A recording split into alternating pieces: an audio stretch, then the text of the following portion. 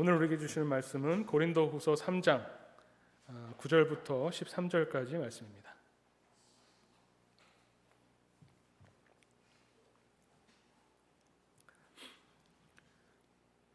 고린도후서 13장 9절부터 13절까지 제가 봉독해 올리겠습니다. 우리가 약할 때에 너희가 강한 것을 기뻐하고 또 이것을 위하여 구하니 곧 너희가 온전하게 되는 것이라. 그러므로 내가 떠나 있을 때에 이렇게 쓰는 것은 대면할 때에 주께서 너희를 넘어뜨리려 하지 않고 세우려 하여 내게 주신 그 권한을 따라 엄하지 않게 하려 함이라. 마지막으로 말하노니 형제들아 기뻐하라. 온전하게 되며 위로를 받으며 마음을 같이 하며 평안할지어다. 또 사랑과 평강의 하나님이 너희와 함께 계시리라. 거룩하게 입맞춤으로 서로 문안하라. 모든 성도가 너희에게 문안하느니라. 주 예수 그리스도의 은혜와 하나님의 사랑과 성령의 교통하심이 너희 무리와 함께 있을지어다. 아멘. 네, 오늘 말씀 특히 고린도후서 마지막 부분을 함께 읽었습니다. 특히 고린도후서 마지막 이 13장 13절의 말씀은 우리가 축복기도, 공식적인 예배의 축복기도, 축도에 많이 사용되는, 인용되는 그런 말씀입니다. 이 말씀이 오늘 우리가 매일 성서 일과를 따라서 성경을 읽고 있는데, 오늘 이 주일에 이 말씀이 있는 것은 오늘 주일이 사실 교회력으로 따지면 삼위일체 주일입니다. 특별히 표기하거나 이렇게 하지는 않았지만 우리 교회력으로 따지면 지난 주일이 성령 강림절이었죠. 예수님이 부활하시고 난 이후에 승천하시고 주일을, 그러니까 7일을 7번 보내면, 그래서 77절이라고도 하고 오순절이라고도 하는 50일째 되는 때에 성령 강림 사건이 있었습니다. 그것을 기념하는 것이 이제 지난주에 우리가 함께 기념한 성령 강림절이고, 그 다음 주일에 오는 이 절기가 삼위일체 주일입니다. 오늘 우리가 니케아 신조로 우리의 신앙을 고백했는데, 그 니케아 신조에 보면 성부 하나님, 성자 하나님, 성령 하나님에 대한 우리의 신앙 고백이 담겨 있습니다. 삼위일체 하면 벌써 딱 뭐랄까요? 복잡하다, 머리 아프다 이렇게 생각하실지 모르겠습니다. 삼위일체라고 하는 이 말은 성경에 그 단어는 없습니다. 성경에서 삼위일체가 뭐다 이렇게 말씀하거나 삼위일체라는 단어 자체는 나오지 않지만, 구약성경, 신약성경을 통틀어서 성경을 통해서 고백하는, 또 성경을 통해서 우리가 만나게 되는 하나님을 우리가 체험하고 나서 우리가 고백하는 하나님이 바로 삼위일체 하나님이 된다라는 겁니다. 근데 이것이 마치 어떤 삼위일체론처럼, 이론처럼, 혹은 사변적이고 철학적이고 하나님은 어떻게 이 세상에 존재하시는가, 하나님이 어떻게 존재하는가, 이 존재론적으로 접근을 하게 되면 보통 이런 걸 연역적인 방법이라고 하죠. 교리에서 배우고 하나님은 어떤 분이다라고 설명하기 위해서 하나님을 열심히 논리적으로, 이성적으로 설명을 하면 삼위일체는 정말 한없이 어려워집니다. 인간의 이성으로는 잘 설명이 안 되는 것이기 때문에 어려워지기도 하지만, 또 잘못 설명을 시도하다가 우리가 보통 무서워하는 이단에 빠지기가 너무나 쉽기 때문에 그렇습니다. 그래서 삼위일체를 설명할 때 우리가 함께 고백하는 신앙 고백, 오늘 우리 니케아 신조나 혹은 사도신경에 나오는 신앙 고백 이외에 조금이라도 달라지면 엇나가게 됩니다. 보통 어디에서 많이 힘들어지냐면 예수님에 관한 설명에서 힘들어집니다. 왜냐하면 예수님은 참 하나님이면서 참 인간이시다라는 것을 고백하는 게 사실 삼위일체입니다. 그런데 어떻게 참 인간이면서 참 신이 되는가? 이게 참 논리적으로는 말이 안 되죠. 논리적으로 설명하는 많은 교회 안에서의 이야기들이 있는데, 설명들이 있는데, 아주 고전적으로 보면 칼빈 있죠. 특히 장로교, 우리나라에는 장로교가 많은데 장로교의 아주 중요한 그런 교리들을 칼빈에서부터 가져오는데, 이 칼빈은 뭐라고 설명하냐면 칼빈주의적 초월주의라고 이름 붙이는, 예수님이, 하나님이 인간의 몸 안에 들어와서 우리에게 나타나셨지만 그렇다고 예수님이 인간의 몸의 한계에 갇혀 있는 것은 아니다라는 거죠. 그래서 초월주의라고 하죠. 그 말은 뭐냐면 예수님께서 우리를 구원하시려면 이게 사실 논리적으로 보면 어느 정도 생각이 되는 겁니다. 같은 죄인이 같은 죄인을 구할 수가 없습니다. 웅덩이에 빠진 사람이 같이 웅덩이 안에 있는데 이 사람이 그 사람을 건져 올릴 수는 없는 거죠. 그러면 예수님은 인간이 아니라 참 하나님이셔야 됩니다. 근데 참 하나님이시기만 하면 또 인간의 사정과 인간의 약함과 인간의 죄인된 인간의 그 모습에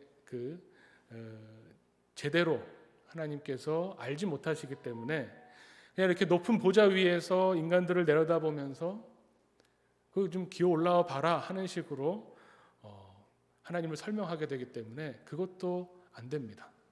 그래서 참 하나님이면서 동시에 참 인간이어야만 우리 죄인된 인간들을 구원할 수 있다. 이렇게 설명을 하게 되는 겁니다. 근데 벌써 이렇게 설명하게 되면 힘드시죠?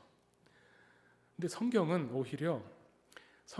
그런 설명을 하기 위해서, 그런 설명에 인용하기 위해서 가지고 오는 게 아니라 오히려 성경이 하나님을 고백했고 그 고백을 쭉 정리했더니 삼위일체 하나님으로 정리가 된 겁니다. 이런 방법을 귀납적인 방법이라고 합니다. 삼위일체야말로 우리가 체험하는 하나님의 고백에서부터 나오는 것이지 어떤 교리를 우리가 배우고 그 교리를 통해서 하나님의 어떤 분이신가를 알게 되는 것이 아니라는 겁니다. 그래서 오늘 우리에게 삼위일체 주일에 우리에게 주어진 성경 본문이 중요합니다. 성경이 말씀하고 있는 하나님을 우리가 경험하면 삼위일체 하나님이 자연스럽게 고백되는데 오늘 아마 주보를 보시면 나와 있지만 오늘 우리에게 주어진 성경 본문을 보면 삼위일체 하나님에 대한 근거들 또 힌트가 나옵니다. 창세기 1장 26절에 보면 오늘 그 창세기의 구약의 본문이죠. 하나님이 이르시되 우리의 형상을 따라 우리의 모양대로 우리가 사람을 만들고 그들로 바다의 물고기와 하늘의 새와 가축과 온 땅과 땅에 기는 모든 것을 다스리게 하자라고 말씀하셨습니다. 여기서 말하는 우리라고 하는 것이 결국 삼위일체 하나님이 아니냐라고 하는 것이고요. 마태복음 28장 19절에 보면 그러므로 너희는 가서 모든 민족을 제자로 삼아 아버지와 아들과 성령의 이름으로 세례를 베풀라 이렇게 말씀하시죠. 여기서 보면 아버지와 아들과 성령의 이름으로 여기서도 삼위일체의 힌트가 나오는 겁니다. 오늘 고린도후서도 말할 거 없습니다. 그런데 재미있는 게 시편 8편의 말씀입니다. 오늘 우리에게 주어진 본문 가운데 하나가 시편 8편의 말씀이죠. 근데 이 시편 8편의 말씀 아까 우리가 함께 읽었지만 이 말씀에는 성부 하나님, 성자 하나님, 성령 하나님이 나오지는 않습니다. 오히려 이 시편 8편의 말씀을 통해서 하나님이 어떤 분인가, 근데 그 하나님이 바로 삼위의 하나님이시다라는 것을 찾아갈 수 있게 되어 있는 말씀인 겁니다. 결국 하나님에 대한 고백은 안 보여주셔도 됩니다. 하나님에 대한 고백은 하나님을 경험해야만, 하나님을 체험해야만 나오는 것이죠. 구약 성경이 그 하나님에 대해서 고백하고 증언하는 내용을 보면 아주 극적인 부분이 나옵니다. 이스라엘 백성이 어떻게 하나님을 알았겠습니까? 처음에 하나님이 모세를 보내셔서 애굽에서 끄집어내십니다. 그게 어떻게 보면 구원의 경험이죠. 하나님을 그냥 과거 우리 선조들이 모시던, 선조들이 섬기던 하나님이라고 알고 있던 이스라엘 자손들에게, 애굽 땅에서 살던 야곱의 후손들에게 하나님께서 나타나셔서 하나님이 어떤 분이신가를 보여준 겁니다. 그런데 그 하나님은 이스라엘 사람들이 그토록 위대하고 강하다고 생각했던 애굽 왕 바로보다 훨씬 강력한 분입니다. 10가지 재앙을 통해서 하나님이 손대시면 애굽 왕 바로는 아무것도 아니다는 걸 보여주셨죠. 그리고 끄집어 나왔는데 앞에 홍해바다로 막혀 있습니다. 뒤에서 그 무서운 애굽 군대가 쫓아옵니다. 이럴 때 어떻게 해야 될까요? 하나님께서 말씀하시죠. 너희는 가만히 있으면서 내가 하나님인 것을 봐라 이렇게 말씀하십니다. 그래서 하나님이 직접적으로 이스라엘 백성과 이렇게 만나게 되는데, 이스라엘 백성이 직접적으로 하나님을 체험하게 되는데, 홍해가 갈라져서 마른 땅을 건너듯이 이스라엘 백성이 거기를 건너고 그걸로 끝나는 것이 아니죠. 그 뒤에 따라오던 애국 군대가 그 홍해물에 수장돼서 승리하게 되는 경험을 하게 됩니다. 이런 경험을 하고 나면 하나님이 이런 분이구나 하는 것을 깨닫게 되고 알게 되고 거기서부터 하나님을 고백하게 되는 거죠. 그래서 하나님은 여호와십니다. 여호와 하나님이 나의 하나님이십니다라는 그 고백에서부터 하나님이 어떤 분이신가, 뒤로 가면 삼위일체 하나님이 나오는 겁니다. 이걸 어떻게 설명해 볼까? 제가 삼위일체 하나님을 묵상하면서 이걸 어떻게 설명하면 좋을까 하다가 정말 딱 맞는 그 기사를 봤습니다. 얼마 전에 마이크 타이슨이 복귀한다는 기사를 혹시 보셨는지 모르겠습니다. 마이크 타이슨은 아시죠? 1985년에 프로로 데뷔했는데 1986년에 20살에 WBC 헤비급 챔피언이 됩니다. 그 뒤에도 WBA, IBF 계속 헤비급 챔피언을 하는데, 얼마나 이 사람이 그 센세이션하게 등장을 했냐면, 처음 왔는데 그 20살밖에 안 되고 그냥 별로 키도 안 큰 이 타이슨이 한 대 맞으면 그냥 KO로 떨어지는 거예요.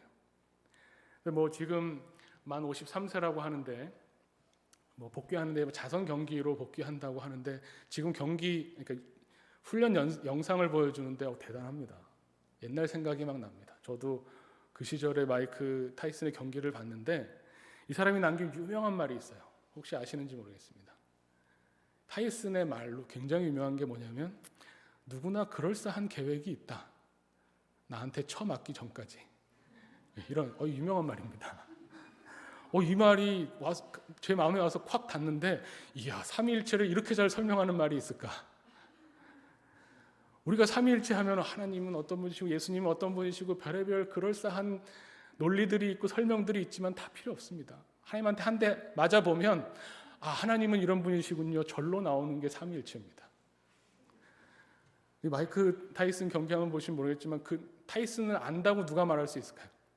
아마 타이슨하고 경기하기 전에 타이슨의 전 경기들을 막 분석하고 전략을 세우고 공략을 세웠을 겁니다. 타이슨이 팔이 좀 짧으니까 거리를 벌리고, 내가 발이 빠르니까 외곽에서 돌면서 1회전을 어떻게 끌고 가고, 2회전에 드디어 내가 힘을 내서 계획을 다 세워놨을 겁니다. 근데 땡 치고 경기 시작하면 어떻게 됩니까? 한 대 맞으면 계획이고 뭐가 없습니다. 이스라엘 백성도 똑같아요. 하나님이 어떤 분이냐 아무리 설명해줘도 하나님한테 한 대 쳐 맞아서, 표현이 좀 그렇습니다. 홍해바다 앞에서 정말 하나님의 강력한 그 펀치를 겪고 나면 이제 하나님이 어떤 분이구나 하는 것을 체험하게 된다는 겁니다. 그 체험을 기록한 것이 성경입니다. 하나님이 어떤 분이신가? 하나님은 위대하시고 강력하시고 온 우주를 창조하신 창조주이시고, 대단한 하나님을 아무리 입으로 떠들어도, 아무리 머릿속으로 상상해도 하나님이 어떤 분이신가는 하나님과의 접촉, 요즘 유행하는 말이죠, 컨택트가 있어야 됩니다. 우리는 이런 접촉을 통해서 소통하게 되고 대상을 알게 됩니다. 저는 요즘에 언택트라는 말이 자꾸 많이 나오는데, 이 언택트라는 말을 가만히 생각해 보면 오히려 어떻게 하면 소통할 수 있을까, 어떻게 하면 안전하게 접촉할 수 있을까에 대한 고민이라고 생각이 됩니다. 그냥 격리하면 끝나는데, 아무 소통 필요 없어, 나 혼자 있으면 되고 격리하면 될 텐데, 그렇게 살 수 없는 존재이기 때문에 언택트를 통해서라도 상대방과 소통하겠다는 거잖아요. 그런데 정말 보이지 않는 이 세상의 물리적인 접촉 말고 보이지 않는 하나님과 컨택하면, 하나님과 접촉하면 그제서야 하나님을 알게 되고 하나님을 고백하게 됩니다.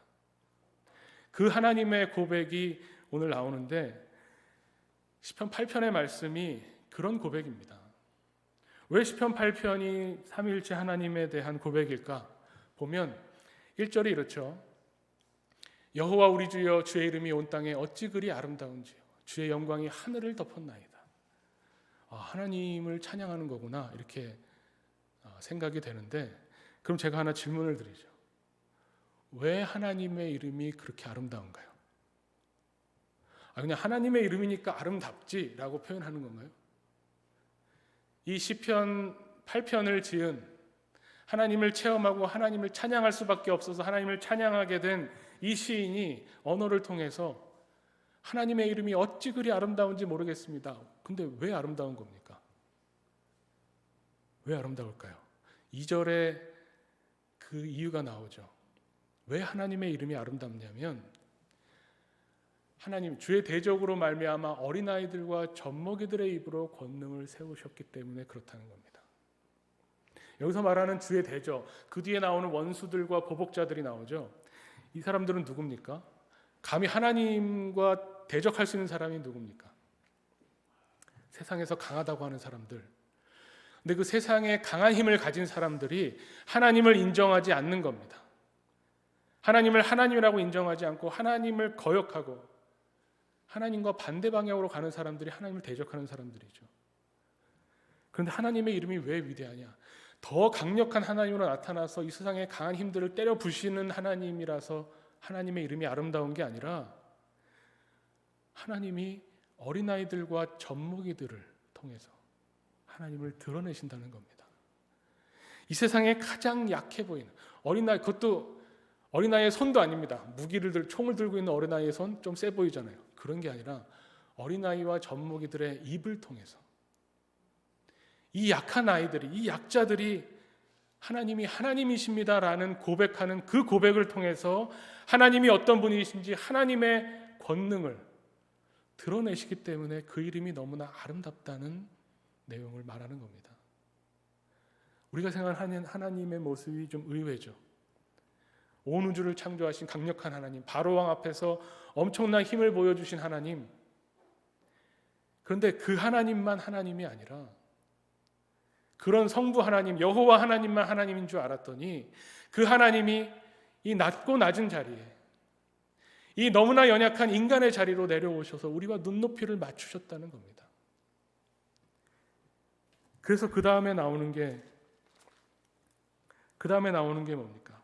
인간이 어떤 존재인지, 사람이 무엇이기에 주께서 그를 생각하시며 인자가 무엇이기에 주께서 그를 돌보시나이까.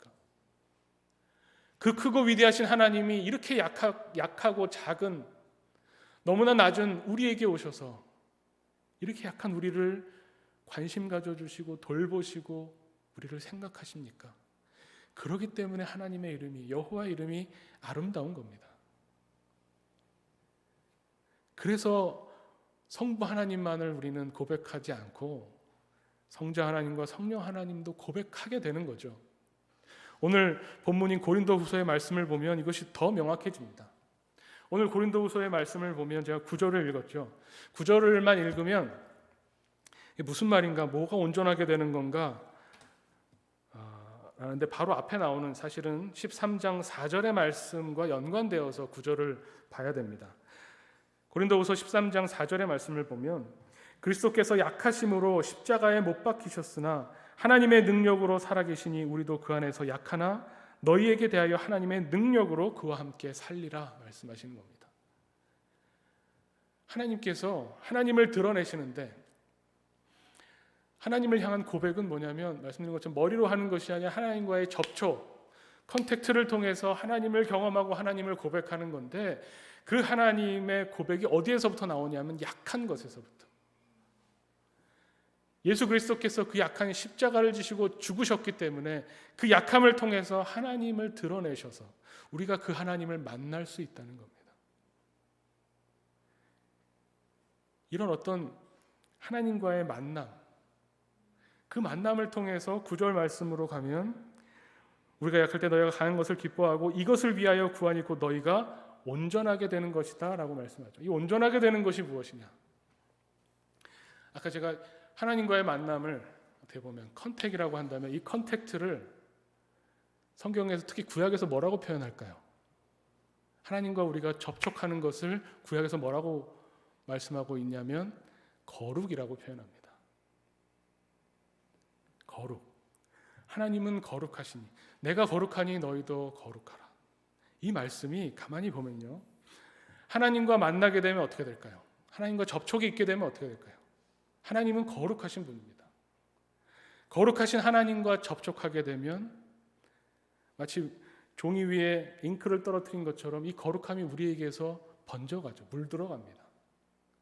그것을 거룩이라고 표현합니다. 성스러운 것이죠. 이것과 대치되는 개념이 뭐냐면 세속적인 겁니다. 성과 속, 거룩한 것과 거룩하지 않은 것을 나누는데 우리가 흔히 범하는 오해나 실수가 있습니다. 뭐냐면 성스러운 것은, 거룩한 것은 좋은 것이고 위대한 것이고, 세속적인 것은 나쁜 것이고 부정적인 것이고 더러운 것이다, 이렇게 생각하는 거죠. 아닙니다. 성경이 이 세상을 더럽다, 그렇게 말씀하지 않았습니다. 요한복음에만 봐도 하나님이 세상을 이처럼 사랑하사 독생자를 보내셨다고 하죠. 하나님이 창세기에도 하나님이 우주를 창조하시고 보시기에 좋았더라고 말씀하십니다. 다만 성경에서, 특히 모세오경 율법에서 왜 그렇게 성스러움을, 거룩하라고 강조하냐면, 이 성과 속을 이야기할 때 아까 속은 더러운 것은 아니지만 하나님의 거룩하심과 대치되는 어떤 개념이잖아요. 그런데 우리 인간은 이 세상에 속해서 살고 있기 때문에 이 세속이라는 말을 동사로 쓰면, 히브리어에서 세속이라는 말을 동사로 쓰면 이 하나님의 거룩하신 영역이 점점 축소되는 걸 말하는 겁니다. 이 세상적인 영역이 점점 확대돼서 하나님의 거룩하심과 대비되는 이 세상적인 부분이, 이 일상이 점점점 확대돼서 이 거룩한 영역을 축소하는 것을 세속적이 된다고 말하는 겁니다. 오히려 반대로 하나님께 나아가서 하나님과 접촉하면서 하나님의 거룩하심을 우리에게 퍼뜨려서, 우리가 그 하나님의 거룩하심에 물들어서 전체적으로 우리의 일상에 세속적인 부분이 줄어들고 하나님과 만나는 거룩한 부분의 영역이 넓어지는 것을 하나님께서는 말씀하고 있다는 겁니다. 그래서 신약 성경에도 경건을 뭐라고 표현합니까? 하나님 앞에 경건한 것은 이 세대를 본받지 않는 겁니다. 이 세속에 물들지 않는 겁니다. 그 부정적이고 더러워서가 아니라 하나님의 영역을 더 넓히기 위해서. 그렇게 본다면 왜 그러면 성과 속을 이렇게 나눕니까? 우리의 일상이 그럼 다 성스럽지 못한 겁니까?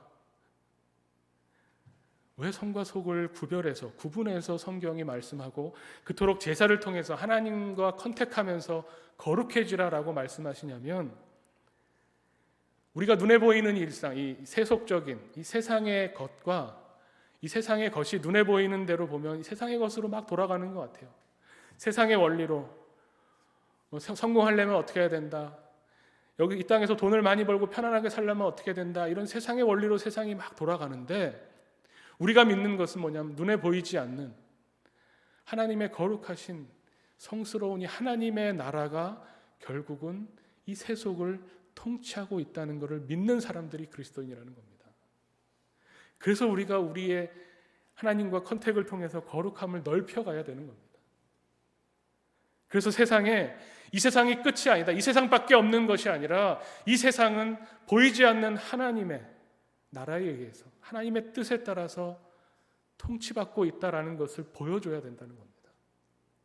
여기에서 우리 그리스도인이 세상을 향해서 지게 되는 책임이 나오죠.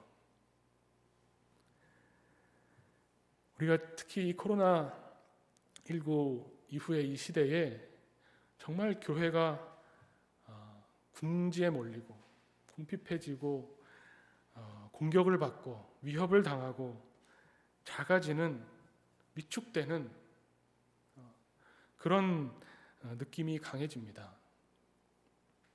세상을 향해서 우리가 어떤 책임을 져야 되는가? 우리끼리 격리시켜서 완전히 세상과 우리를 격리해서 이 안에서는 우리가 하나님 나라를 누릴 것이다, 이런 것으로는 하나님의 뜻을 이루어 드릴 수가 없죠. 눈에 보이지 않지만 거룩하신 하나님의 통치하심이 우리의 일상적인 삶을 지배하고 있다는 것을 보여줘야 되기 때문에 거기에서부터 우리의 책임이 생겨나고, 우리가 사회를 향해서 책임 있는 행동을 할 때 그때 하나님의 뜻이 점점 퍼지고 넓어지는 것이죠. 그런데 그것이 어디 쉬운가요? 너무나 어렵습니다. 이 시대에는 더 어려워지는 것 같습니다. 예배를 한번 드리려고 해도 이 온라인으로 예배 드리면 집중하기가 더욱 어렵죠. 훨씬 어려워진 환경입니다. 근데 오늘 고린도후서 이 말씀을 보면 바울이 이 얘기를 왜 하고 있습니까? 본인이 경험한 이 하나님을, 이 세상의 약한 것들을 통해서 하나님을 드러내시는 이 하나님의 역사하심을 말하는 이유가 뭡니까? 고린도후서는 앞에 1장부터 쭉 보면 결국 고린도후서가 얘기하고 있는, 고린도 교회를 향해서 사도 바울이 말하고 있는 것은 이겁니다. 교회가 아무리 어렵고 아무리 하나님의 뜻에 따라 살지 못한다 하더라도 하나님은 포기하지 않으시고 너에게 은혜를 베풀어 주신다. 그러니 너희도 하나님을 믿고 모이기를 힘쓰라라는 말씀이 고린도후서의 전체적인 메시지입니다. 고린도 교회 하면 얼마나 문제가 많습니까? 고린도라고 하는 도시가 상업 도시고 크고 화려해서 교회가 아무리 사람이 많이 모이고 큰 교회라고 하더라도 성경적인 관점에서, 신앙적인 관점에서 보면 고린도 교회는 약한 교회입니다. 하나님의 뜻을 별로 펼치지도 못하는 것 같습니다. 맨날 분파를 나눠서 싸우기만 합니다. 계속 갈라집니다. 자기 주장만 내세웁니다. 그런 약한 고린도 교회를 향해서 하나님은 그래도 포기하지 않으시고 하나님께서 은혜를 베푸셔서 인도해 가신다라고 하는 것을 고린도후서를 통해서 말씀하고 있는 겁니다. 왜냐하면 하나님은 오히려 우리가 약할 때, 약한 우리를 통해서 하나님을 드러내시는 분이기 때문에 그런 겁니다. 예수 그리스도의 십자가가 이 땅에 볼 때 멸시받는 것이고 약한 것이지만 거기서 부활을 일으켜내신 하나님, 하나님의 뜻을 드러내신 그 하나님, 그리고 그것을 우리에게 알게 하신 성령 하나님의 역사하심을 바울이 겪으면서, 그리고 자기 자신에 대해서는 뭐라고 합니까? 내가 사도로 이 일에 부름받은 사람이다. 너희가 아무리 약하고 아무리 어렵고 아무리 힘들어도 하나님께서 너희를 통해서 하나님을 드러내기를 원하신다. 그것을 알려주는 것이 나의 임무다라고 말합니다. 그러면서 자기를 보라고 하지 않습니다. 사도가 위대하다는 말이 아닙니다. 이 사도의 활동을 통해서, 이 제자들, 이 교회의 활동을 통해서 세상이 그리스도를 보게 하는 겁니다. 하나님이 어떤 분이신지, 그리스도의 복음이 무엇인지를 보게 하는 겁니다. 그래서 우리가 오늘 이 말씀에 위로를 받습니다. 우리가 약하고 또 우리 환경이 너무나 좋지 않기 때문에 우리가 우리 자신을 볼 때 정말 내가 그리스도인인가? 성경에 그토록 이거 해라, 이거 하지 말아라 하는 말씀들을 내가 지키고 있는가? 나는 못 지키는 것 같은데. 게다가 이때 얼마나 압박이 오는지, 최근에 저는 목사인 게 이렇게 사회적으로 뭐라고 표현할까? 부끄러운 것처럼 보이게 됐을까? 제가 우리 교회 교우들을 통해서가 아니라 혹여라도 개인적으로 동네에서 혹시 코로나에 걸리면 분명히 목사가 걸렸다라고 나올 텐데, 언론에. 그렇잖아요. 교회를 통해서 감염되지 않아도 그냥 개인적으로 어떻게든 감염돼도 그래도 목사가 감염됐다라고 떠들어댈 테니, 목사라는 이 일이 이렇게 심리적 압박을 받은 적이 처음인 것 같습니다. 그러면서 점점 하나님의 말씀을 전한다고 하는, 하나님의 뜻을 이룬다고 하는, 거기에 평생을 바치겠다고 나선 이 목회자의 길이, 이것이 부끄러움이 돼서는 안 되는데, 세상의 걱정거리가 돼서는 안 되는데, 오히려 이렇게 약해지고 이렇게 궁핍해질 때에, 이때에 나의 능력, 우리의 능력이 아니라 하나님의 능력이 나타나시겠구나. 오늘 말씀도 우리가 약할 때 우리를 더 온전하게 하신다고 합니다. 약한 것을 통해서 하나님은 강한 것들을 물리치시고 이 세상에 하나님을 드러내신다고 말씀하십니다. 그래서 오늘 말씀이 우리에게 위로가 됩니다. 11절 말씀에 형제들아 기뻐하라, 온전하게 되며 위로를 받으며 마음을 같이하며 평안할지어다. 왜냐하면 사랑과 평강의 하나님이 너희와 함께하기 때문에. 오늘 말씀은 거기에 있습니다. 삼위일체 하나님, 성부 하나님, 성자 하나님, 성령 하나님, 이것을 나누고 구분하고 설명하는 것이 아니라 성부 하나님이 우리와 함께 하셔서 우리의 인생 가운데서 하나님을 체험하게 하시고, 예수 그리스도의 낮아짐을 통해서 내 아픔과 내 고통과 내 약함을 하나님이 얼마나 잘 아실까? 예수님을 경험하게 하시고 내가 약할 때 그래도 기도하는 것을 통해서, 예배드리는 것을 통해서, 또 성경 말씀을 읽는 것을 통해서 하나님과 접촉하며 하나님을 찾고 구하게 하시는 이 성령의 역사하심을 우리가 경험할 때에 그때 우리가 하나님을 찬양하게 됩니다. 그래서 우리가 하나님의 이름으로 축복하게 됩니다. 오늘 마지막 절에 이 축복의 말씀처럼 주님의 은혜와 또 하나님의 사랑과 성령의 친교, 소통, 교통하심이 우리에게 있을 것이라고 하는 이 선언, 우리에게 반드시 하나님이 함께 하실 것이라고 하는 이 선언을 우리가 듣고 이 땅을 하나님의 사람으로 살아가기를 원합니다. 우리가 아무리 약해져도 또 우리 교회가 약해진 것처럼 보여도 그럴 때 오히려 크신 하나님이 드러나신다는 것을 믿고 하나님을 따라, 하나님의 뜻을 따라 나아가는 우리 하나교회 교우들 되시기를 간절히 축원합니다. 함께 기도하겠습니다.